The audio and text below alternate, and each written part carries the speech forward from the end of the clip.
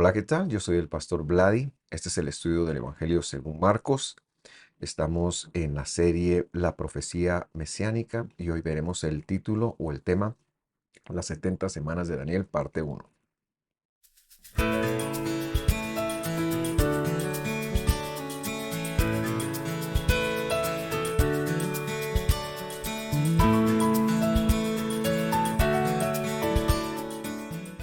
Con la misma alegría de siempre, le damos la bienvenida a este estudio del Evangelio eh, desde una plataforma un tanto distinta, teniendo en cuenta que el Evangelio fue pensado en arameo y en hebreo, aunque los manuscritos que nos lleguen sean griegos, los manuscritos más antiguos que tengamos sean griegos. Y esta cosmovisión nos ha permitido ver muchas cosas que el texto a simple vista no arroja, y la profecía mesiánica es una de ellas. Y para entrar de una vez en tela de juicio, le invito a que oremos juntos. Mi buen Dios, te damos gracias por permitirnos llegar acá, estudiar nuevamente tu palabra, el Evangelio que fue revelado justamente en ese tiempo del segundo templo, y ahora lo entendemos o lo queremos entender de acuerdo a la revelación que tú dejaste en tu palabra en el Testamento de los Antiguos. Ayúdanos a comprender sobre todo este tema que no es fácil, y que nuestros ojos sean abiertos a lo que está escrito y nada más. En el nombre de Jesús. Amén y amén. Muy bien, esta es una serie de tres estudios que vamos a estar viendo. La semana pasada vimos el primero, la próxima semana veremos el último, este es el de en medio. Y empezamos a estudiar cómo eh, los discípulos abordan a Jesús, y él aborda o él responde a dos preguntas. La primera a la destrucción del templo, y la segunda respuesta que iba a dar tenía que ver con los eventos del futuro. Y hablábamos de la fiesta de la recolecta, si usted se puede acordar, ¿verdad? Y solo es importante ver que son dos tiempos separados, que no son el mismo tiempo, como se lo ha visto desde algunas cosmovisiones, pero ya eso entra en un error. Entonces vamos a empezar la lectura en esta oportunidad desde el versículo 14. Le invito a que me acompañe. Dice así, Marcos 13:14. Pero cuando vean que la abominación desoladora de la que habló el profeta Daniel se ha establecido donde no debe de estar, el que le entienda, dice Jesús, entonces los que estén en Judea huyan a los montes. Para tener un contexto completo, vamos a continuar la lectura del Evangelio hasta el versículo 23, porque se describe este evento de muchas maneras. Es decir, el Señor ahora va a ser explícito con lo que él llamó la abominación desoladora que está profetizada en el profeta Daniel. Y leeremos entonces hasta el versículo 23 y sigue diciendo, el que esté en la azotea, versículo 15, no descienda ni entre para sacar algo de su casa. Versículo 16, y el que esté en el campo no vuelva atrás para tomar su manto. 17, hay de las que estén embarazadas y de las que críen en aquellos días. Versículo 18, oren, pues que no acontezca en invierno. 19, porque aquellos días serán de tribulación como nunca ha habido desde el principio de la creación que Dios creó hasta ahora, ni habrá jamás. Verso 20, si el Señor no hubiera cortado aquellos días, no se salvaría nadie. Pero por causa de los escogidos que Él eligió, Él ha cortado aquellos días. Versículo 21. Entonces, si alguien les dice, he aquí, aquí está el Mesías, Cristo, o he allí, allí está, no le crean. 22. Porque se levantarán falsos Mesías y falsos profetas, y harán señales y maravillas para engañar, de ser posible, a los escogidos. Pero ustedes miren, se lo he dicho todo de antemano. Entonces, para empezar, vemos que este es un evento muy peculiar, y algunas personas se han equivocado pensando que tiene que ver con alguna tribulación que se encuentra a futuro. Pero lo que nosotros señalamos es que todo lo que aquí se ha declarado de cómo va a ser, se circunscribe a un evento y es la, la abominación desoladora, y en eso nos queremos concentrar. Así que releamos el versículo 14. Pero cuando vean que la abominación desoladora, entre paréntesis está de la que habló el profeta Daniel, porque no se encuentra en muchos de los manuscritos más recientes, sin embargo, esto es claro que así es, porque está en otros evangelios, se ha establecido donde no debe estar, y este paréntesis es paréntesis del texto, no es mío. El que lee entienda, entonces los que estén en Judea huyan a los montes. Esta profecía ha provocado muchas teologías, especialmente en los últimos 200 años. Hemos de decir, en primer lugar, que la iglesia protestante, que nace de la católica en el siglo XVI, mantuvo más o menos la misma cosmovisión con respecto a esta profecía, que a su vez era muy similar a la teología judía medieval. Ya veremos cuál es esta. Pero en los últimos 200 años, con un cierto desconocimiento de los idiomas originales, han nacido muchas doctrinas, le vamos a llamar, que han provocado mucha, muchas confusiones y muchas corrientes, sobre todo con respecto del el regreso del Señor. Se habla de premilenialistas, postmilenialistas, amilenialistas, se habla de dispensaciones, se habla de muchas cosas que son ideas humanas para tratar de entender lo que está escrito. Y yo pienso que si nosotros fuéramos al texto y conociéramos el contexto, el idioma, nos hubiéramos ahorrado tantos problemas. Esa es la intención de este estudio. Entonces, para entender lo que está hablando Jesús, porque Jesús está haciendo una referencia específica a algo que está escrito, algo que Daniel ya dijo, es necesario comprender a Daniel en el capítulo 9 en esa escritura que se conoce como las 70 semanas.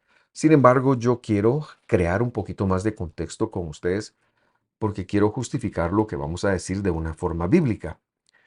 Entonces vamos al capítulo 9 de Daniel.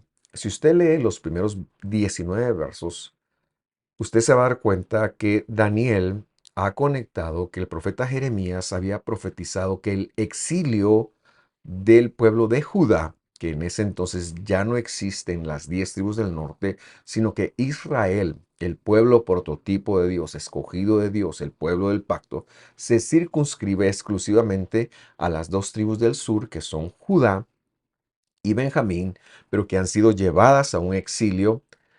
Estas, este pueblo, Israel, que en ese entonces, repito, es Judá, no tienen templo, el templo ha sido destruido y ellos están exiliados en Babilonia y después con la conquista medo-persa en Persia, y esto usted lo puede encontrar en los libros de Jeremías, en las últimas capítulos de segundo de Crónicas, último capítulo específicamente, pero también tiene que ver con historias como Esdras, Nehemías, Esther, que ocurren en un tiempo similar.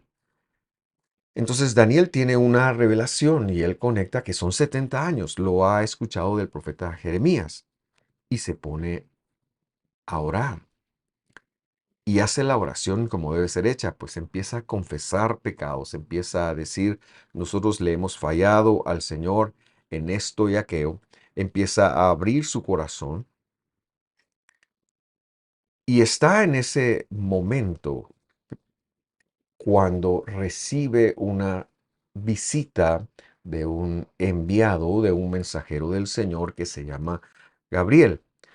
Y luego Gabriel le da una profecía. Sin embargo, señalamos que este contexto no puede ignorarse, porque precisamente él está hablando de Jerusalén y no está hablando de la Jerusalén actual.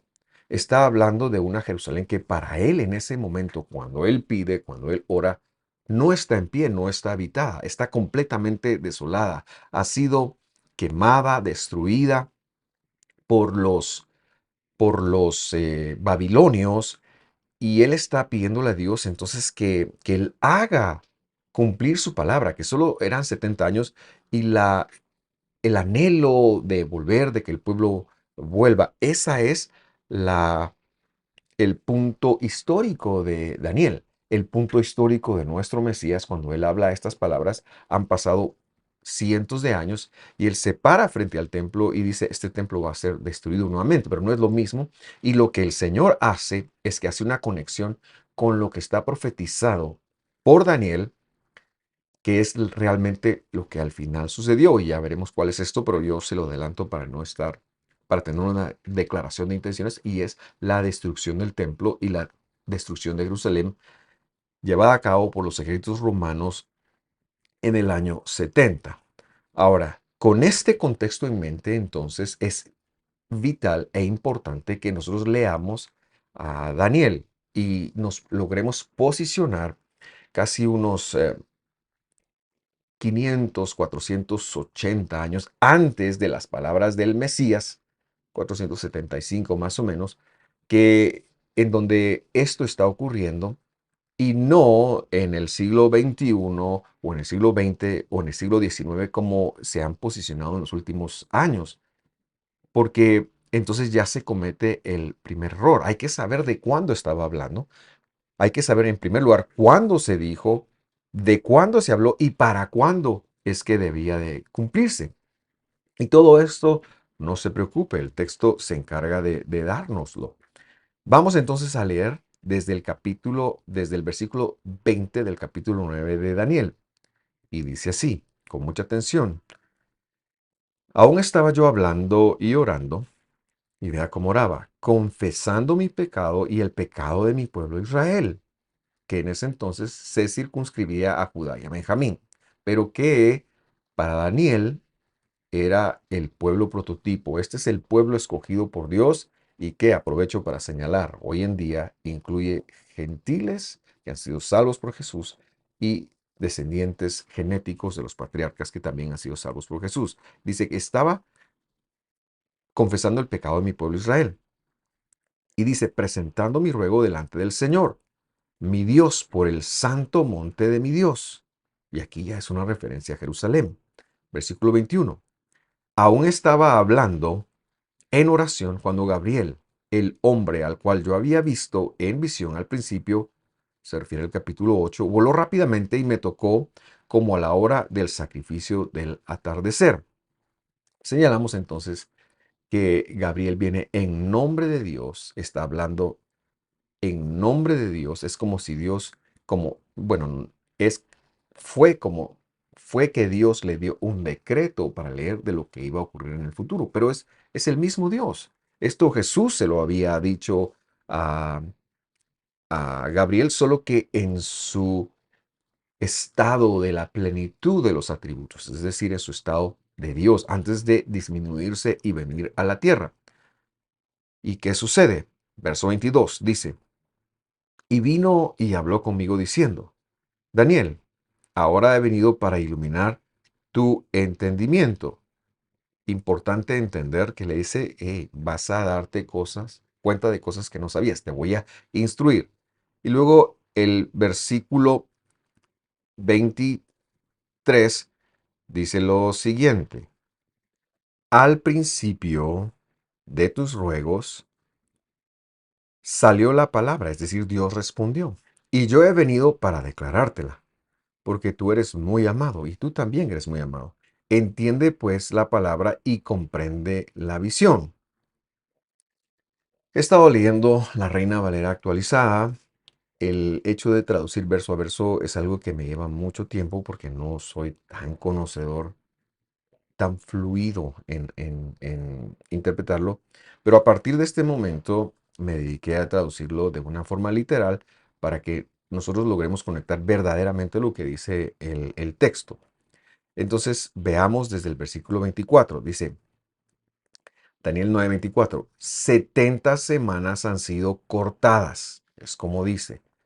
Yo le pongo algunas palabras que nos pueden ayudar a qué se refiere, pero o que también pueden estar en algunas traducciones. Dice determinadas, pero la Biblia usó la palabra cortadas.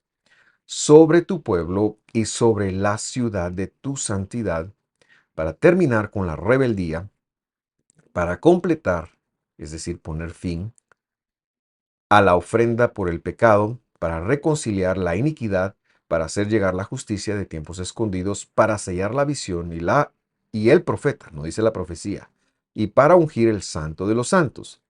Y yo le aclaro ahí entre paréntesis que esta es una referencia al lugar santísimo.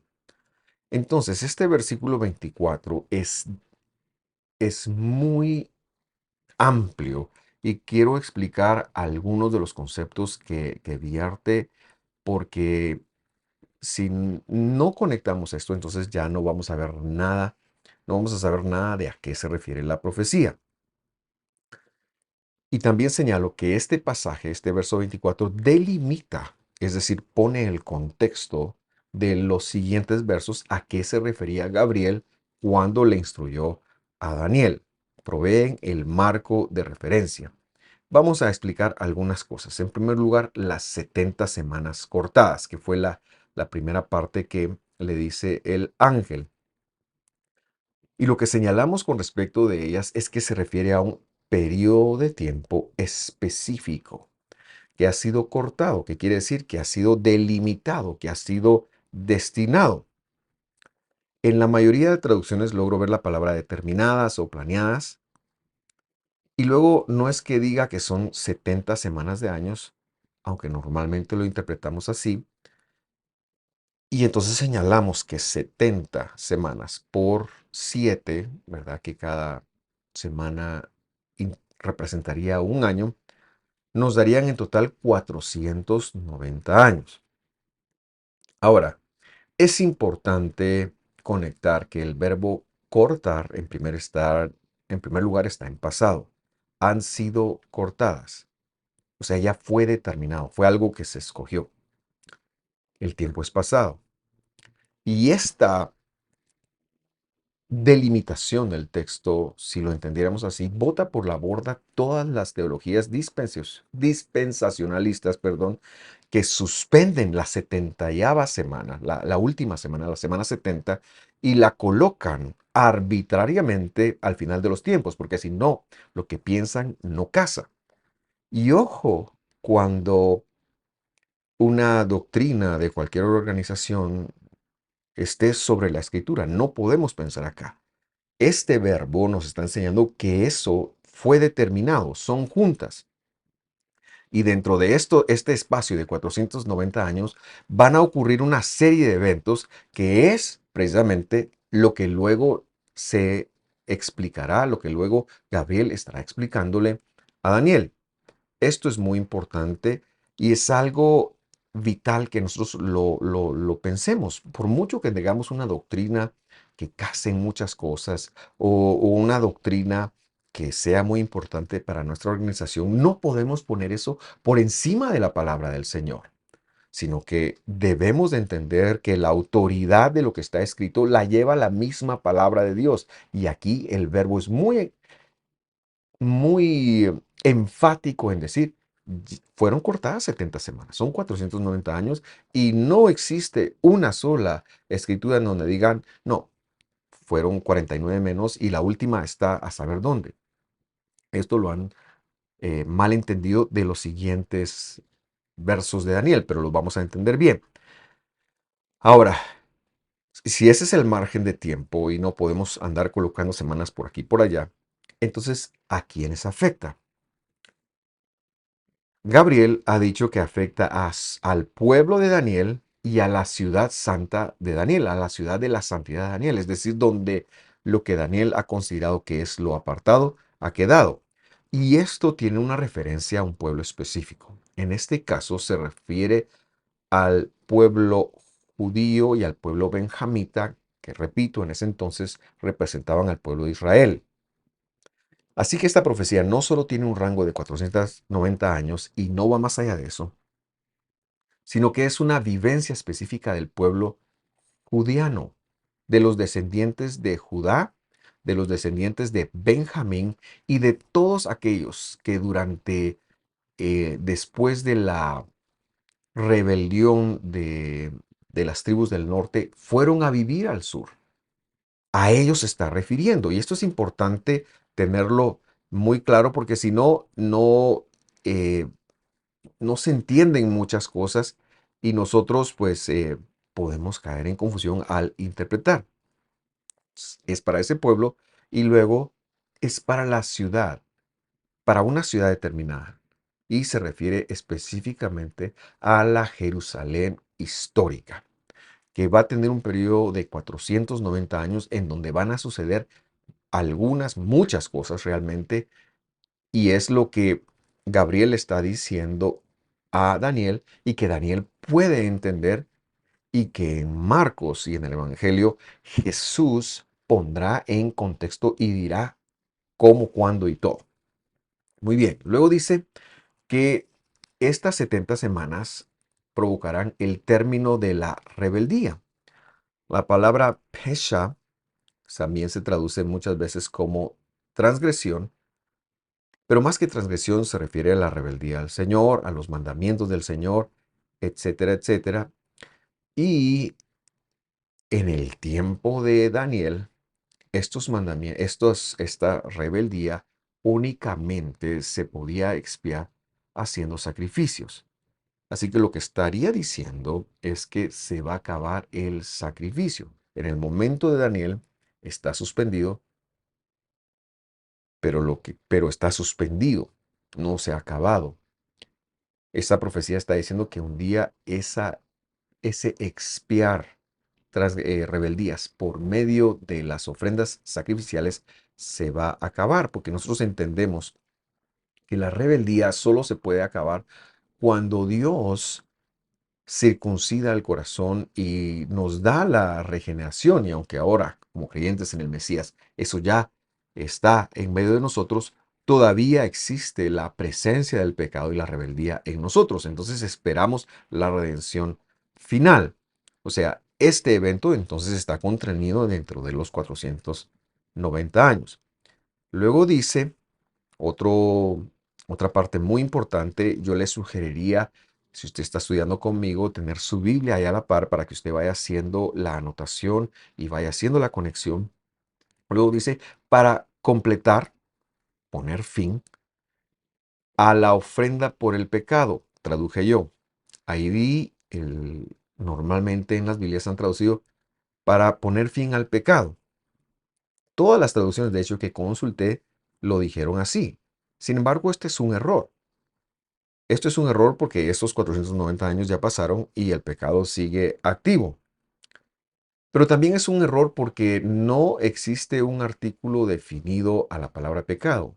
Si el escritor, sí, perdón, no el escritor, si Gabriel, trayendo el mensaje de Dios, hubiera querido decir que se va a acabar el pecado, le hubiera puesto el pecado, el artículo definido para saber a qué se refiere. Entonces, cuando no tiene el artículo definido, y la palabra está en femenino, de hecho está en plural acá, aunque yo lo traduje en singular, pero está en plural para que se acaben los hataot. Y la palabra hataot, que le he puesto la transcripción ahí en hebreo, se refiere a la ofrenda por el pecado. Esa ofrenda que desde los primeros capítulos del Levítico se ha establecido. Si usted pecaba, tenía que traer un animalito, tenía que traer, en fin, muchas distintas clases de animalitos. Ahí estaba claro para qué era cada cosa. Incluso algunas cosas eran vegetales. Y lo que Dios está diciendo es que a pesar, y repito, en este tiempo está suspendido por no haber templo, el tiempo de Daniel, pero es que el templo se va a restaurar y sin embargo, un día, porque Dios lo había dicho desde Levítico, en Levítico Dios había dicho que harían esos sacrificios por un tiempo escondido. El problema es que traducen para siempre. Y esto no es para siempre. La palabra Leolam quiere decir escondido y se refiere a un tiempo que solo Dios sabe. Entonces, lo que está profetizándose acá es que se va a acabar el hecho de tener que llevar ofrendas por el pecado. Para siempre. Y esta sería la razón, o esto está en congruencia, vamos a decir, con lo que la carta de Hebreos le dice a los judíos mesiánicos que viven en Jerusalén. Hey, ya no tienen por qué estar llevando a ustedes sacrificios. Ya Jesús acabó con eso. Y bueno, al final, en el año 70 y con la destrucción del templo, pues eso también ocurrió. Así que ya no hay ningún sacrificio por el pecado, porque nosotros hemos sido salvos por gracia. Luego dice otro aspecto importante para explicar, dice para reconciliar la iniquidad.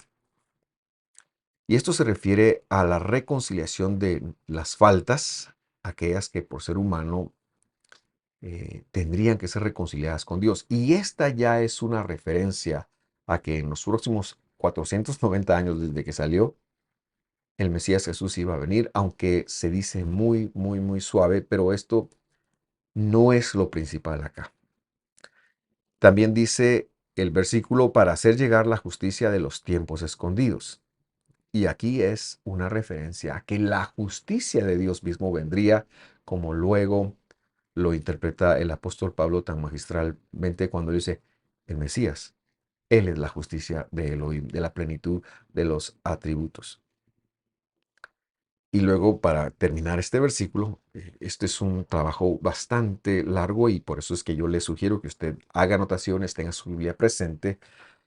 Dice, para sellar la visión, para sellar la profecía. En ese espacio se sellarían las visiones, se serían la... y no dice la profecía, dice el profeta. Muchas traducciones que yo consulté decían la profecía, pero se refiere al profeta. Y a mí me recordó esto lo que está escrito en Mateo capítulo 11, versículo 12, en donde dice, desde de los días de Juan el Bautista hasta ahora, el reino de los cielos sufre violencia y los violentos se apoderan de él. Y luego el versículo 13 dice, porque todos los profetas, es decir, los que tuvieron visiones, y la Torá profetizaron hasta Juan. Y ya vemos que el Evangelio está delimitando que hasta cuándo empieza a acabarse lo canónico, la palabra de Dios canónica. Y podemos entender que el Evangelio incluso fue revelado en su gran mayoría hasta antes de la destrucción del templo. Podríamos nada más pensar en el libro de Juan. En el libro de Juan, los libros, los escritos de Juan, perdón, no el libro de Juan, sino los escritos de Juan que incluirían, eh, aunque se piensa que su evangelio se escribió antes de la destrucción del templo, pero Apocalipsis y sus cartas es muy probable que sean posteriores al templo. Sin embargo, Juan era un plenipotenciario de Dios y Dios se encargó de que nosotros tuviéramos sus escritos y que fueran canónicos porque él tenía un mensaje que darnos importante para los últimos tiempos. Sigamos leyendo entonces. Eh, el versículo termina con esta frase, es decir, el versículo termina con esta frase, para ungir el santo de los santos. ¿Y a quién se refiere la unción del santo de los santos? Y es como en hebreo se dice Kodesh HaKodashim, es como en hebreo se dice el lugar santísimo. Este no es una persona, sino es una alusión al lugar santísimo que en el momento de Daniel no está, pero que la profecía nos está diciendo que va a volver a funcionar. Sin embargo, también nos ha dicho que un día se va a acabar. En el espacio de los años que vendrían, entonces se iba a restaurar y se iba a acabar el templo y el oficio del sacerdote. Importante entonces lograr ese contexto. Ahora seguirá explicando cómo y vamos al versículo 25, Daniel 9:25. Con este marco de referencia, importante que usted lo tenga claro para usted. Ahora decimos 9:25. Conoce pues y entiende que desde la salida de la palabra para regresar y edificar a Jerusalén, hasta el Mesías Nagid, dice en hebreo, yo traduje ahí Mesías y responsable o principal, que es lo que quiere decir la palabra Nagid, no quiere decir príncipe, como muchos piensan. Dice, habrá 7 semanas. Importante conectarlo. Iba a haber una palabra que se iba a dar y entonces iba a haber una orden para que se reedificara Jerusalén y el templo. Esto lo dio Ciro. Recordará usted, también lo podemos encontrar en el último capítulo del segundo libro de Crónicas. Y luego agrega, y 72 semanas, y volverás edificada con amplitud y agudeza, pero en tiempos angustiosos. Así que entonces tenemos aquí dos espacios. En primer lugar, recordar que las semanas 70 son cortadas, determinadas, nadie puede tomar una y en las primeras 7 ocurre la salida de la orden y la reedificación de Jerusalén y el templo. Mashiach Nagid, ya veremos este concepto cuál es y que es muy, muy importante. Solo quiero hablar de los tiempos. Entonces, en esa orden, cuando se da la orden para construir el Mashiach Nagid, habrá 7 semanas. Y este espacio se prolongará durante 62 semanas. Entonces, 7 semanas son 49 años. Y 62 semanas son 434 años. Estos tiempos iban a ser todos de angustia. Ahora, la mayoría de cristianos nos hemos matriculado con Jesús al ver la palabra Mesías. Pero esto es un error, porque el concepto aplicado al Mesías como persona, como un libertador que vendría a liberar al pueblo, valga la redundancia, que es un concepto fariseo, o el concepto cristiano de un salvador, no existía en la época de Daniel. Es decir, cuando Daniel se le dijo Mesías, Mashiach, él entendió el concepto de Mashiach del Antiguo Testamento. No entendió el concepto de Mashiach o Mesías de Jesús, como lo entendemos los cristianos. Y por eso es importante que nos paremos en los zapatos de las personas. Él entendió el concepto Mashiach en hebreo.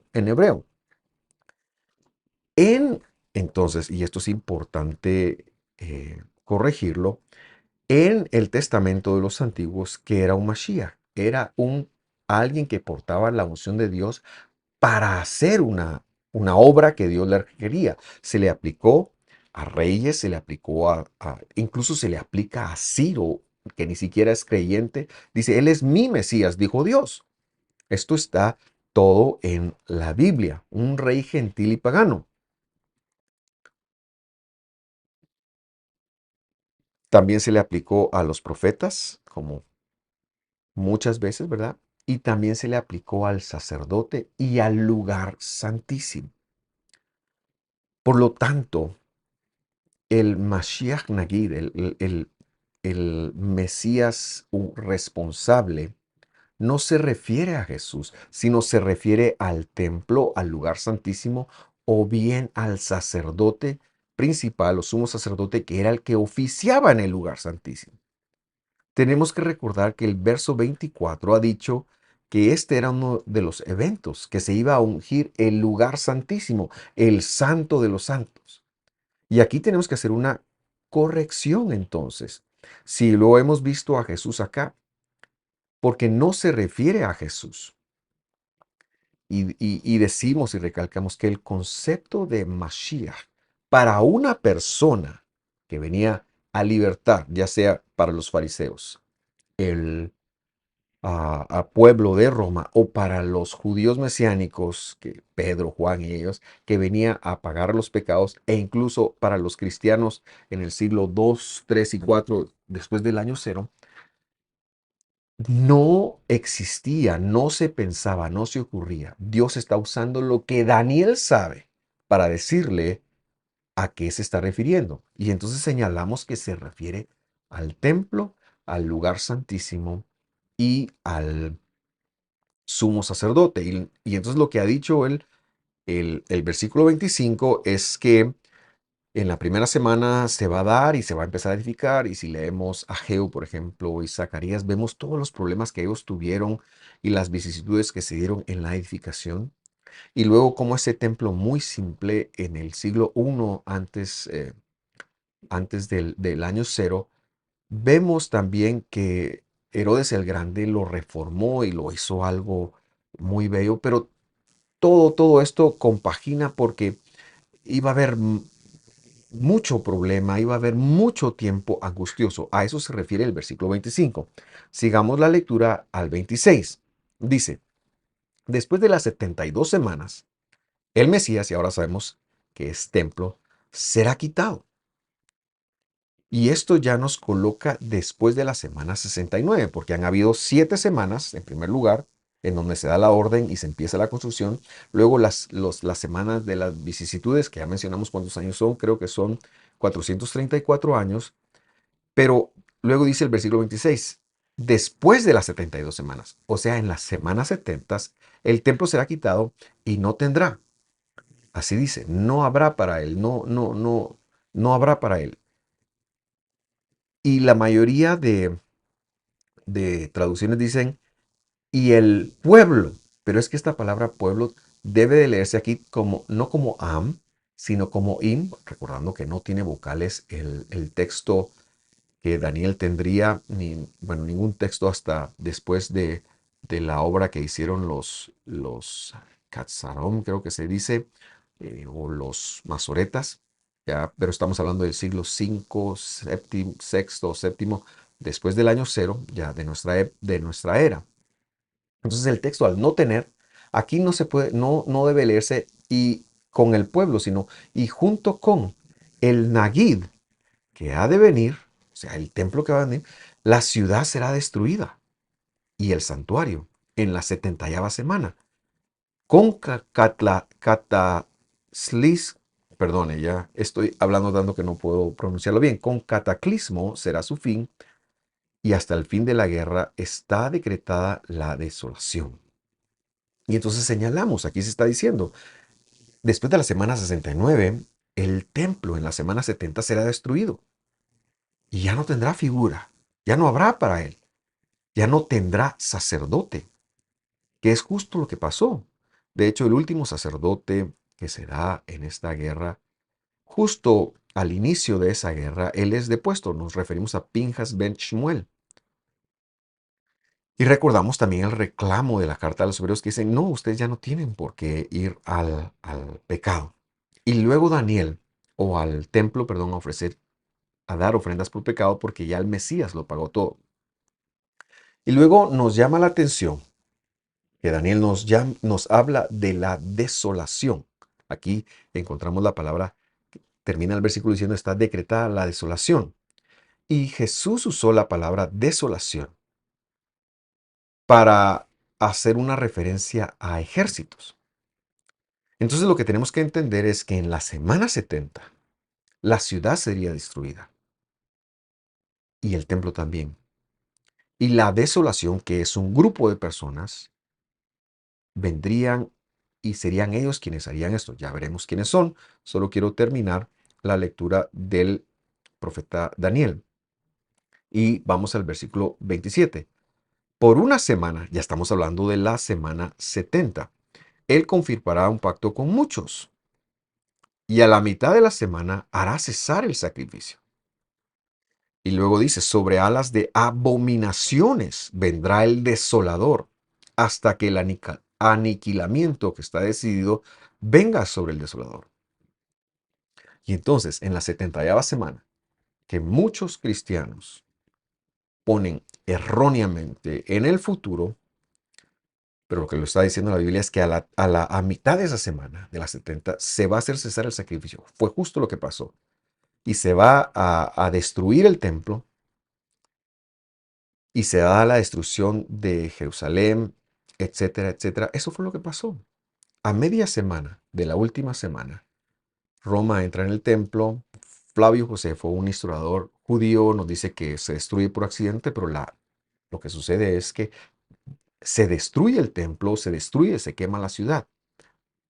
Pero tenemos que recordar que quedan durante 3 años y medio, la última parte de la semana, justo como lo está diciendo la profecía, una resistencia en Masada o Masada, que fue el último bastión de la guerra que tardó en destruirse. Y así es como vemos, cuando lo entendemos así, entonces la semana casa completamente.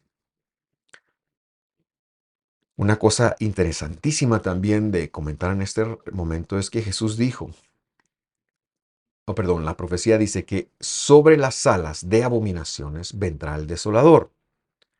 Y eso es muy interesante porque Jesús conectó la abominación, la palabra abominación en hebreo es sheketz y tiene que ver con los cuadrúpedos y todo lo que es detestable y abominable para comer, pero que así se le dijo a los gentiles.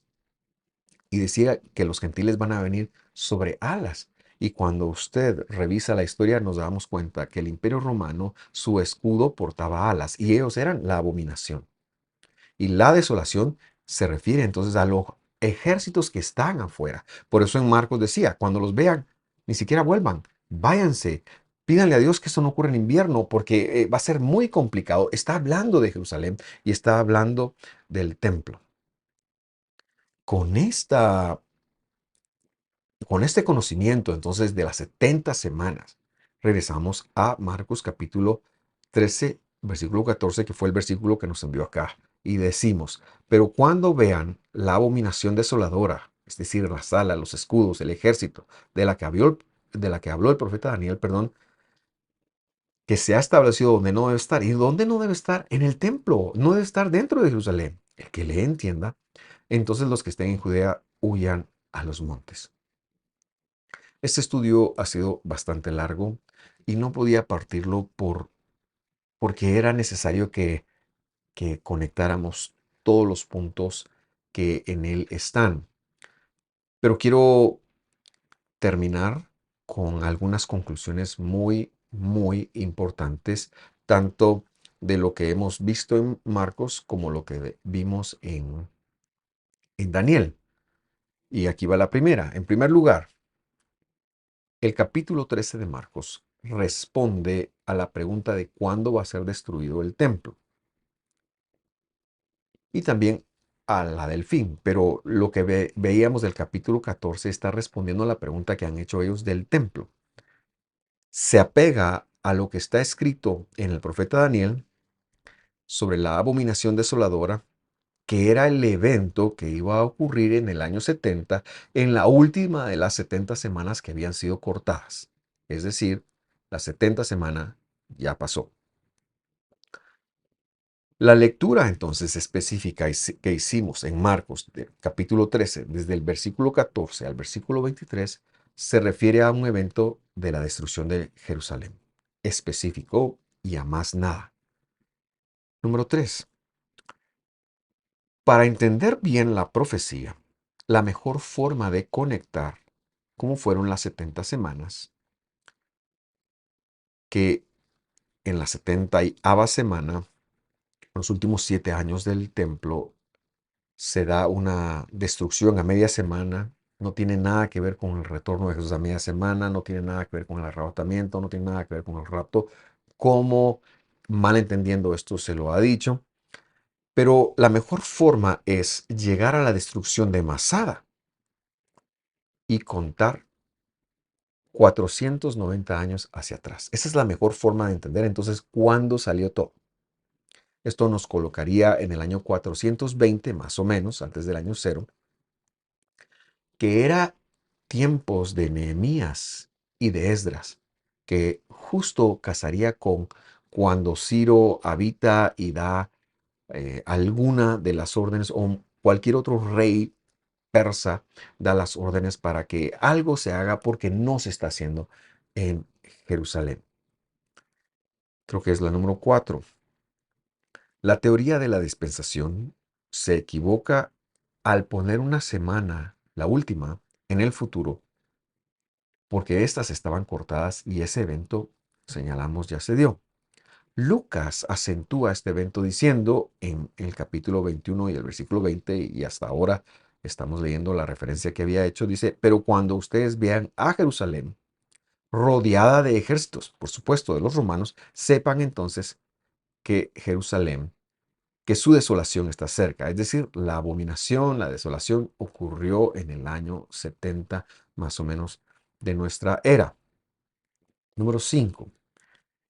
El Mesías del que habla Daniel no es Jesús. En primer lugar, porque el contexto es el templo, al cual también se le llamaba Mashiach. Al igual que al sumo sacerdote, también se le llamaba Mashiach.